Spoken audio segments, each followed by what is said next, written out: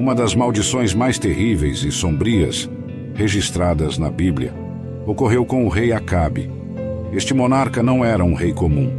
Ele era frequentemente referido como o rei mais maligno que já governou, um título infame e pesado. Acabe, filho de Onri, fez o que era mal aos olhos do Senhor, mais do que todos os que estavam antes dele. 1 Reis 16, versículo 30. A palavra maldição é mencionada aproximadamente 200 vezes nas Escrituras Sagradas, indicando sua importância e relevância no tapeçar divino da história humana. Para um observador casual, a vida pode parecer um emaranhado caótico de luz e sombra, sem padrão discernível ou leis claras que a governem. No entanto, a Bíblia revela que há forças invisíveis e poderosas em jogo, conhecidas como bênçãos e maldições.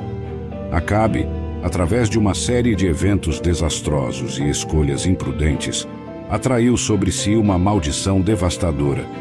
Para entender corretamente essas leis espirituais e discernir a causa e o efeito no reino espiritual, devemos nos voltar para a sabedoria imortal da Bíblia. Como o pássaro que vagueia, como a andorinha em seu voo, assim a maldição sem causa não virá. Provérbios 26, versículo 2. O casamento de Acabe com uma mulher perversa chamada Jezabel, que nutria um ódio profundo pelos servos de Deus, foi um dos eventos cruciais que precipitaram sua queda e maldição. Como se fora coisa leve andar nos pecados de Jeroboão, filho de Nebate, Acabe ainda tomou por mulher a Jezabel, filha de Etbaal, rei dos Sidônios, e serviu a Baal e o adorou. 1 Reis 16, versículo 31. A narrativa bíblica continua, descrevendo como Acabe, influenciado por sua esposa malévola, erigiu um altar para Baal, provocando a ira divina. Este ato de idolatria não foi apenas uma afronta ao Deus de Israel, mas também um convite aberto para maldições entrarem em sua vida e reino.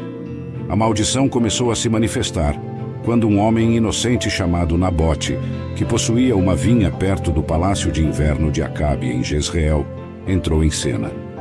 Acabe desejava a vinha de Nabote para transformá-la em um jardim de ervas, mas Nabote recusou-se a vender ou trocar sua herança. A recusa de Nabote deixou Acabe profundamente abatido e ressentido. O rei, já sob o peso da desaprovação divina, entrou em sua casa, seu espírito pesado com ressentimento e frustração. Nabote havia se mantido firme, dizendo: "Longe de mim tal coisa que eu te dê a herança de meus pais." Observando o marido abatido, Jezabel, com seu coração endurecido e maquinando maldade, perguntou a razão de sua tristeza. Ao ouvir sobre a vinha de Nabote, ela tramou um plano nefasto para adquirir a vinha, usando o nome e a autoridade de Acabe para orquestrar a morte injusta de Nabote. Jezabel escreveu cartas em nome de Acabe, selando-as com seu selo real, e enviou-as aos anciãos e nobres de Jezreel.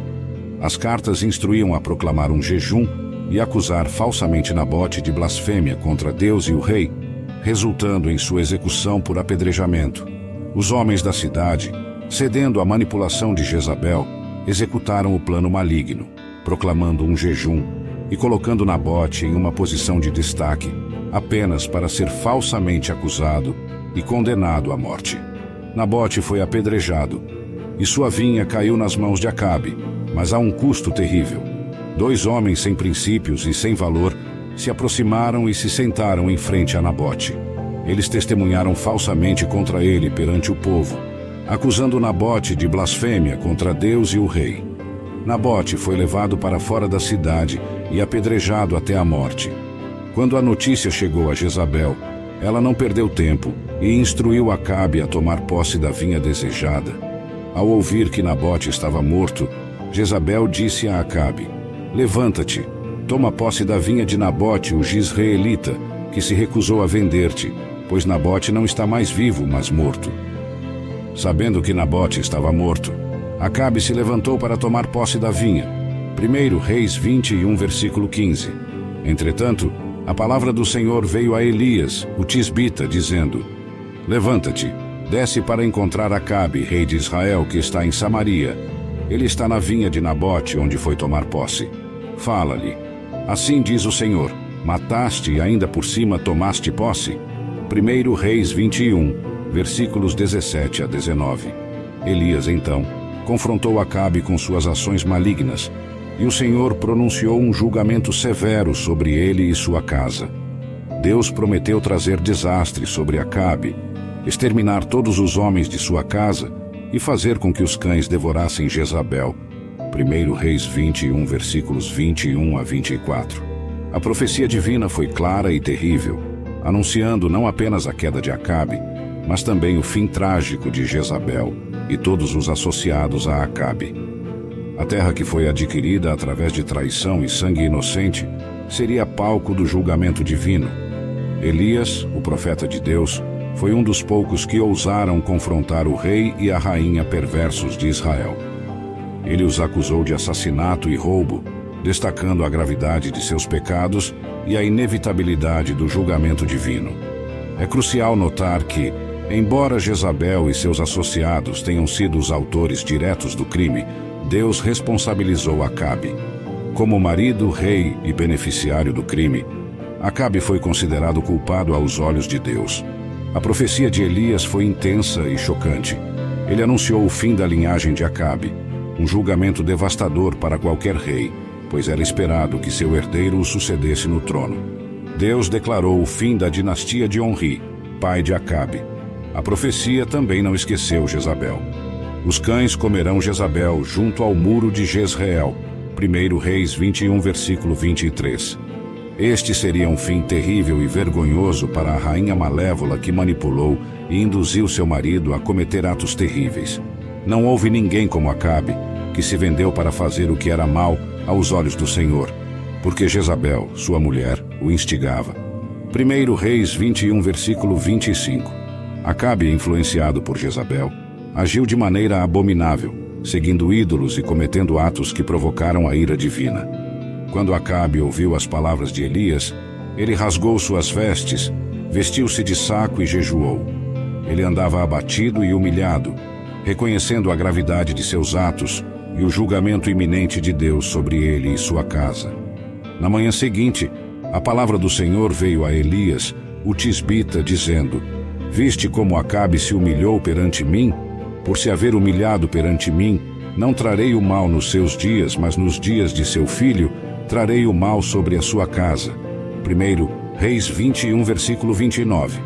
Deus reconheceu a iniciativa, a oração e o arrependimento humilde de Acabe, que são poderosos aos olhos divinos. Se Acabe não tivesse se humilhado, o julgamento teria ocorrido em seus dias. A profecia de julgamento era um convite ao arrependimento. E Deus abriu a porta da misericórdia quando Acabe respondeu adequadamente. Não temos registro da humildade ou arrependimento de Jezabel. Portanto, podemos presumir que o julgamento de Deus sobre ela seria exato e irrevogável. O comentarista bíblico Adam Clarke observou que um coração arrependido sempre encontra o olhar misericordioso de Deus.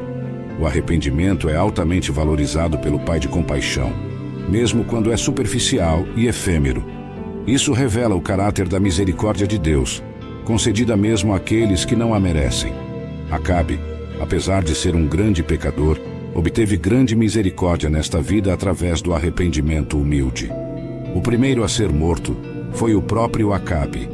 Deus usou os falsos profetas de Acabe para atraí-lo para a batalha em Ramote-Gileade, onde foi atingido por uma flecha e sangrou até a morte em sua carruagem. Acabe convenceu Josafá, rei de Judá, a lutar ao seu lado para retomar Ramote-Gileade dos sírios. Josafá, ao visitar Acabe, insistiu sabiamente que buscassem a vontade de Deus sobre a situação. Em resposta, Acabe reuniu 400 falsos profetas que lhe asseguraram vitória, conforme registrado em 1 Reis 22, versículo 6. Josafá, percebendo a enganação, perguntou se havia um verdadeiro profeta de Deus disponível para consulta. Acabe admitiu que Micaías era um verdadeiro profeta, mas o odiava porque nunca profetizava nada de bom sobre ele. Micaías foi trazido perante os reis e entregou a última advertência de Deus para Acabe. Eles seriam derrotados e Israel ficaria sem rei se fossem à guerra. Acabe respondeu: Não te disse eu que ele não profetiza de mim bem, senão só mal? 1 Reis 22, versículo 18. Mesmo diante do aviso claro de Deus, Acabe escolheu novamente seguir o caminho da rebelião perversa. Algumas dinâmicas do mundo espiritual foram reveladas devido às constantes escolhas pecaminosas de Acabe. Deus usou os falsos profetas para realizar seus propósitos, pois Acabe continuava acreditando mais nas mentiras de seus falsos profetas do que na verdade revelada pelos profetas de Deus.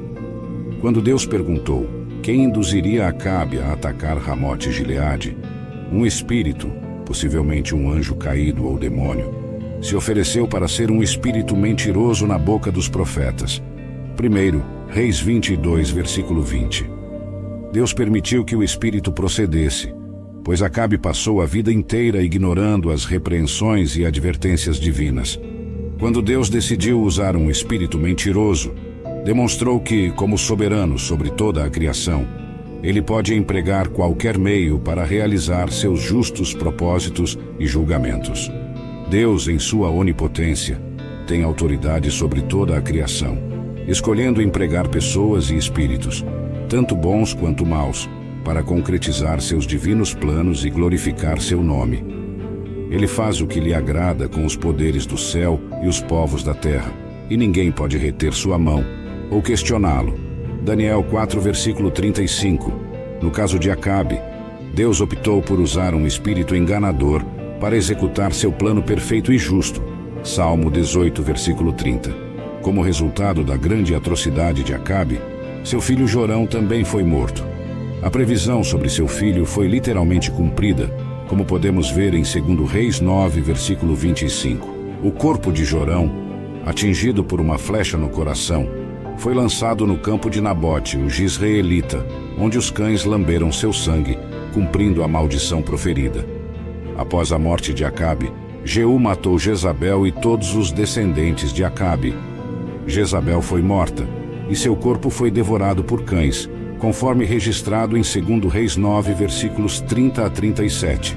Jezabel, ao ouvir da chegada de Jeú, adornou-se e olhou pela janela, mas acabou sendo jogada para fora, e seu sangue respingou nas paredes e nos cavalos. Jeú ordenou que enterrassem Jezabel, mas encontraram apenas o crânio, os pés e as palmas das mãos. Isso cumpriu a palavra do Senhor proferida por Elias